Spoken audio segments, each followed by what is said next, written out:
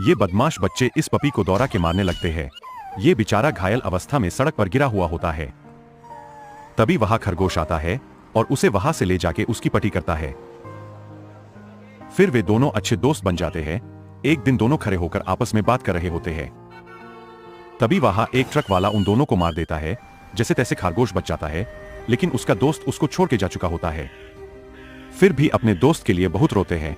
तो अगर आप चाहते हैं कि उसका दोस्त वापस आ जाए तो वीडियो को लाइक कर देना। मिलते हैं अगले वीडियो में।